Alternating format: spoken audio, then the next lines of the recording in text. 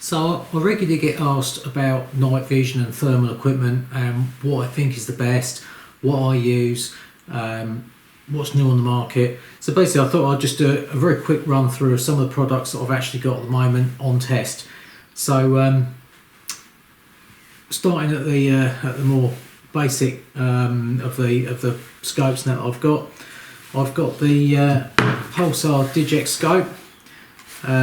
It's quite a good little scope this. It's ideal for sort of rabbiting, ratting, maybe more sort of close range foxing.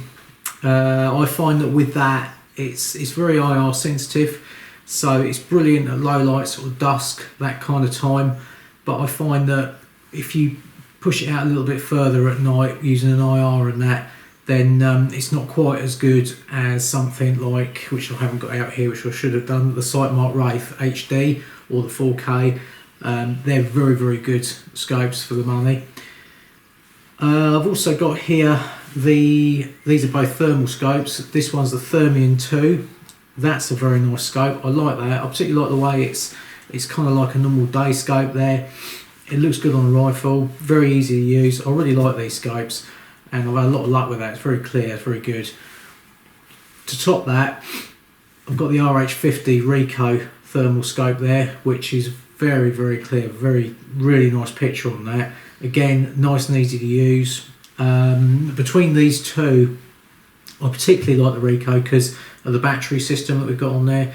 You get two batteries with it, rechargeable obviously, and they last, well, one battery lasts all night, no problem. So it's a real good sort of battery system there, whereas on the Thermion and the Digix now, they run on these little battery packs in here, which are okay, nice and convenient and that, and they're quick and easy to change, but they don't last all that long. Once you get past that first battery with the internal battery, there's a second battery in there as well, when you get through the combination of those two together, then you do notice that these batteries do go pretty quick. So that's basically the two thermal scopes kind of compared. You've also got thermal spotters for spotting. I'm quite often asked about those. At the moment I've got what's this one? This is the Helion 2 Pro. This is an XP50, this one. This again, a very nice clear scope. Good picture quality in that, nice and easy to use, nice compact little unit. It's quite lightweight. I haven't got the battery in that moment, but it's still quite a lightweight unit. Up from that, I've got, these are the ones that I personally use all the time. These are the Accolade 2 Pros. These are really, really nice. These have got the advantage of you've got a built-in laser rangefinder in there, and you've also got the dual binocular style eyepieces, so it's a lot less strain on your eyes using something like this. They are a bit heavier to have like dangling around your neck, but that said, I don't really feel that's too much of an issue. It doesn't really bother me. I'm quite happy using them, still using one-handed. So I think the extra weight is greatly outweighed by the advantages with those, so they're very good. Another good thermal spotter come scope or scope attachment is the Krypton. Now this is the thermal add-on for a rifle scope. What that does is that will basically clamp on the front of a standard day scope and you lock it down on there, and you can also use that as a spotter as well. You can get an eyepiece for it, and that will you can have that on the neck strap around your neck, and then what that does is that locks into place like so, and you can use it as a spotter as well. So that's a good compromise. It's not a cheap bit of kit, but you're getting both a thermal rifle scope and also a spotter in one. So when you weigh that up, and the quality of the image through this is very, very good, it kind of makes sense. It's a good option. Now I've taken this out on my 260 and I've shot foxes. Now the first one I've had, I think, was 390 yards with it at night. I've had a few at sort of 360, 250, 300, no bother.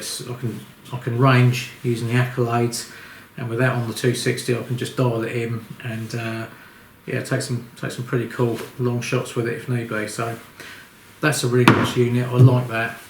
Now if you are going down the night vision route. I know a lot of people prefer night vision over thermal for identification purposes. If you are going to go down that route, then a good IR is definitely key to get the best out of your night vision. I quite like to use the PBIR torches. I find they're quite good, but what I use the Wiki light mounting system on there. That just locks on, quick release, fully adjustable mount, and I find they're pretty good. This is a new PBIR torch there, which is more for close in work. It's PBIRM. It's got the dimmer on it as well, so that's a good little torch. And there's also a very popular Wiki light torch. Now this one is this is an IR as well as a standard torch.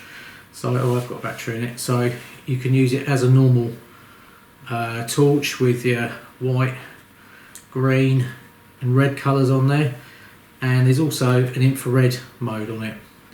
So that one torch covers everything, and again I'm using the Wiki light mounting system on there, which just clamps straight onto the top of the rifle.